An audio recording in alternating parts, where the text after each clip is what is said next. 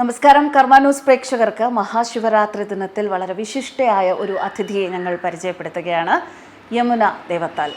വളരെയധികം പരമ്പരാഗതമായി നമ്മുടെ ഭാരതത്തിൻ്റെ സംസ്കാരം മനസ്സിൽ കൊണ്ടു നടക്കുന്ന, ആ സംസ്കാരം തൻ്റെ ജീവിതത്തിൽ കൊണ്ടു നടക്കുന്ന ഒരു സഞ്ചാരിയും എഴുത്തുകാരിയും ഒക്കെയാണ് യമുന ദേവത്താൽ. ഇപ്പോൾ യമുന ദേവത്താലിനെ കർമ്മ ന്യൂസ് പ്രേക്ഷകരുടെ മുന്നിൽ കൊണ്ടുവരാൻ ഒരു കാരണമുണ്ട്. നമുക്കറിയാം, കഴിഞ്ഞ കുറേ ദിവസങ്ങളായി, ഏകദേശം ഒരു മണ്ഡലകാലം എന്നൊക്കെ പറയുന്നത് പോലെ ഒരു 45 ദിവസത്തോളമായി നടന്നു വരുന്ന മഹാകുംഭമേളയ്ക്ക് പരിസമാപ്തി കുറിക്കുന്ന വിശിഷ്ട ദിവസം കൂടിയാണ് ഇന്നത്തെ മഹാശിവരാത്രി.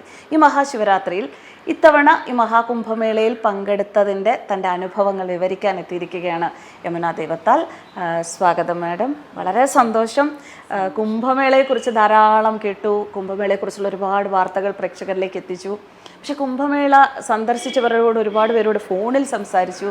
നേരിട്ട് ഒരാളോട് സംസാരിക്കാനുള്ളൊരു അവസരം കിട്ടി. അത് വളരെ സന്തോഷം. സ്വാഗതം കർമ്മ ന്യൂസിലേക്ക്.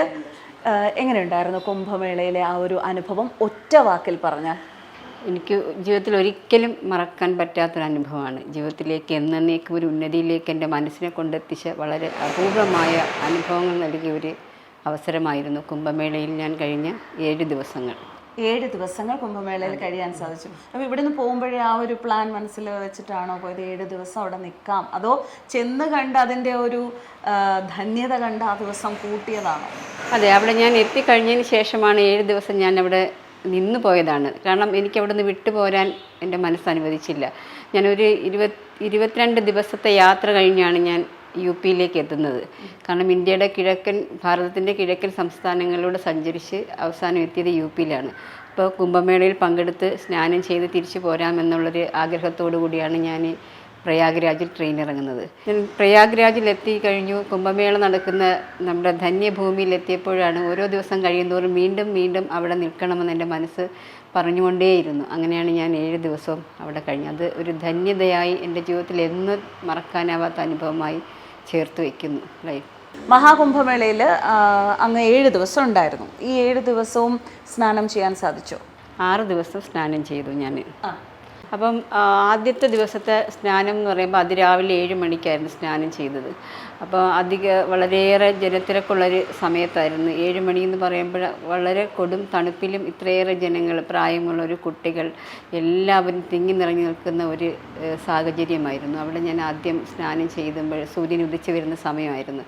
ആദ്യം ഗംഗാമയ്യയിലേക്ക് മുങ്ങിത്താഴുമ്പോൾ ചൂടനുഭവപ്പെട്ട്, അതാണ് ഉള്ളിലേക്ക് പോകുന്തോറും നമുക്ക് ചൂടനുഭവപ്പെട്ടുകൊണ്ടിരുന്നു. അപ്പോൾ ആ ചൂടിൽ നിന്നും ഞാൻ മുങ്ങി നിവർന്നപ്പോൾ 3 പ്രാവശ്യം മുങ്ങി നിവർന്ന് സൂര്യ നമസ്കാരം ചെയ്തു, സൂര്യനെ പ്രാർത്ഥിച്ചു. നിവർന്ന് കരയിലേക്ക് കയറി വരുമ്പോൾ എനിക്ക് ഒരിക്കലും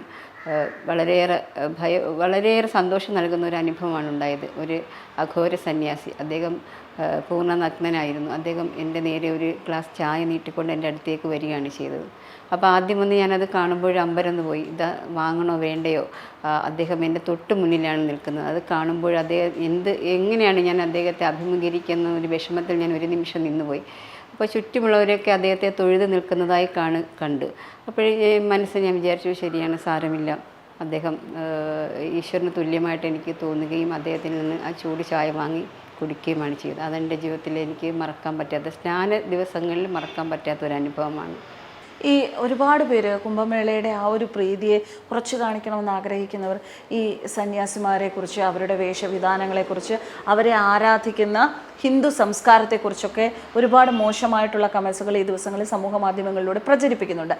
അവരോട് എന്താണ് അങ്ങനെ ഒരാളെ നേരിട്ട് കണ്ട് അദ്ദേഹത്തിൽ നിന്ന് ഒരു ചായ വാങ്ങി കുടിച്ച ആ ഒരു അനുഭവം ഇപ്പോൾ സ്വന്തമായിട്ടുള്ള അമ്മയ്ക്ക് പറയാനുള്ളത്? എനിക്ക് ഇങ്ങനെ ഈ കുംഭമേളയെക്കുറിച്ചും കുംഭമേളയിൽ വരുന്ന ദിഗംബര സന്യാസിമാർ, അഘോര സന്യാസിമാരെ കുറിച്ചുമൊക്കെ ഈർഷ്യതുല്യരായ എല്ലാ സന്യാസിമാരെക്കുറിച്ചും മോശമായി പറയുന്നവരോട് എനിക്ക് ഒന്നേ പറയാനുള്ളൂ, ഒരിക്കലെങ്കിലും അവിടെ ഒന്ന് സന്ദർശിക്കുക. ഇതിലേതെങ്കിലും ഒരു അഘോര സന്യാസിയോ ഏതെങ്കിലും ദിഗംബര സന്യാസിയോ ഒരു പ്രാവശ്യമെങ്കിലും നേരിട്ട് കണ്ട് അദ്ദേഹത്തിന് മുന്നിൽ ഒരു 4 നിമിഷമെങ്കിലും ഒന്നിരിക്കുക. എന്നിട്ട് നിങ്ങൾ അഭിപ്രായം പറയും. എനിക്ക് എല്ലാവരോടുമായിട്ട്, ഇങ്ങനെ കുറ്റം പറയുന്നവരും കളിയാക്കുന്നവരോടുമായി എല്ലാവരോടുമായി ആദ്യം പറയാനുള്ള ഇതേ ഉള്ളൂ, ഒരു നിമിഷം അവരെ ഒന്ന് കാണും. ഒരു പ്രാവശ്യമെങ്കിലും ഏതെങ്കിലും ഒരു കുംഭമേളയിലേക്ക് പങ്കെടുക്കൂ. അതിനുശേഷം നിങ്ങൾ കുറ്റപ്പെടുത്തും എന്താണ് അനുഭവപ്പെടുന്നതെന്ന്. ഒരിക്കലും അവരുടെ നഗ്നത നമ്മൾ കാണാതിരിക്കുക.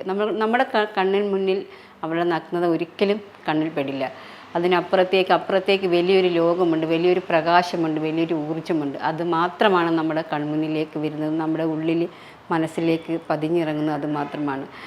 അഘോര സന്യാസിമാർ തീർച്ചയായും അവരും ശരീരം നിറയെ ഭസ്മധാരികളായിരിക്കും.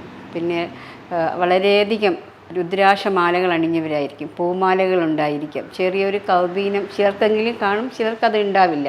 പക്ഷേ എങ്കിൽ പോലും ശരീരം നിറയെ ഭസ്മം ധരിച്ചിട്ട് അവരുടെ ശരീരം നമുക്ക് കാണാൻ പറ്റില്ല. ശരീരത്തിൻ്റെ അവയവങ്ങളോ അല്ലെങ്കിൽ നിന്മോന്നതങ്ങളോ നമുക്ക് കാണാൻ പറ്റില്ല. നിറം പോലും അറിയാൻ പാടില്ല. അത്രമാത്രം അങ്ങനെ ഇരിക്കുന്ന ഒരു സന്യാസി നഗ്നനാണോ വസ്ത്രധാരിയാണോ എന്ന് നമ്മൾ ചിന്തിക്കേണ്ട ആവശ്യമേ ഇല്ല. അത് നമ്മുടെ മനസ്സിലോ കണ്ണിലോ ഒരിക്കലും പതിയില്ല. അതിനപ്പുറത്തൊരു രൂപമാണ് നമ്മുടെ കണ്ണിൽ പതിയുന്നത്. അത് ഈ കുംഭമേളയുടെ അല്ലെങ്കിൽ ഈ ഒരു സാഹചര്യത്തിൻ്റെ ഒരു പവിത്രതയായി തന്നെ നമുക്ക് കാണാം അല്ലേ? അതെ, തീർച്ചയായും പവിത്രതയാണ്. കാരണം സന്യാസി സമൂഹം എന്താണെന്ന് മനസ്സിലാക്കാത്തവർ മാത്രമാണ് ഇത് പറയുന്നത്. അങ്ങനെ മനസ്സിലാക്കിയിട്ടുള്ള ഒരാൾക്ക് ഒരിക്കലും അത് പറയാൻ പറ്റില്ല. കാരണം സന്യാസി എന്താണ്, അദ്ദേഹം എന്തുകൊണ്ടാണ് ഈ വസ്ത്രം ഉപേക്ഷിക്കുന്നത്, എന്തുകൊണ്ടാണ് അദ്ദേഹം മറ്റു ജനങ്ങളിൽ നിന്ന് മാറി നിന്ന് ഇത്രയും കൊടും തണുപ്പിൽ ജീവിക്കുന്നത് എന്നൊന്നും മനസ്സിലാക്കാൻ പറ്റാത്തവനാണ് ഇങ്ങനെ പറയുന്നത്. എനിക്ക് കാരണം മൈനസിൽ താഴെയാണ് അവിടുത്തെ തണുപ്പ്. ആ തണുപ്പിൽ അവർ വസ്ത്രമില്ലാതെ ജീവിക്കണമെങ്കിൽ തീർച്ചയായും നമ്മളിൽ നിന്നും എത്രയോ വ്യത്യസ്തമായിരിക്കും അവർ എന്ന് മാത്രം ഒന്ന് ചിന്തിക്കുക. അപ്പോൾ നമുക്കറിയാൻ പറ്റും നമ്മളും അവരും തമ്മിലുള്ള വ്യത്യാസം എന്താണെന്ന്, അവരെന്താണെന്നും നമ്മളെന്താണെന്നും നമുക്ക് മനസ്സിലാക്കാൻ പറ്റുന്നത് അവിടെയാണ്. അവരൊരിക്കലും വസ്ത്രം ധരിക്കുന്നില്ല, ഭസ്മം മാത്രം ധരിക്കുന്നത്. അത് ചൂട് ഭസ്മമാവാം, അല്ലാതെ ആകാം. ആ തണുപ്പിൽ എത്രയോ കാലങ്ങളായിട്ട് വസ്ത്രമില്ലാതെ അവർ ജീവിക്കുന്നുണ്ട്. അപ്പോൾ അത് തന്നെയാണ് അവരുടെ പ്രത്യേകത നമ്മളിൽ നിന്ന് മാറ്റി നിർത്തുന്നത്. ഒരിക്കലും അവരുടെ നഗ്നതയിലേക്ക് നോക്കിയിട്ട് കുറ്റം പറയാതിരിക്കുക, അത് ശരിയല്ല എന്നാണ് എനിക്ക് തോന്നുന്നത്. മഹാകുംഭമേളയിൽ സന്ദർശിച്ച മഹാകുംഭമേളയുടെ പുണ്യം ജീവിതത്തിലേക്ക് ഉൾക്കൊണ്ട് തിരിച്ചു വന്നിരിക്കുന്ന ശ്രീ യമുന ദൈവത്താലാണ് എന്നോടൊപ്പം. യമുന ദൈവത്താലിന് ഇനിയും ഒരുപാട് കാര്യങ്ങൾ നമ്മളോട് പങ്കുവയ്ക്കാനുണ്ട്. എന്തായാലും മറ്റു കാര്യങ്ങളുമായി നമുക്ക് വീണ്ടും തിരിച്ചു വരാം.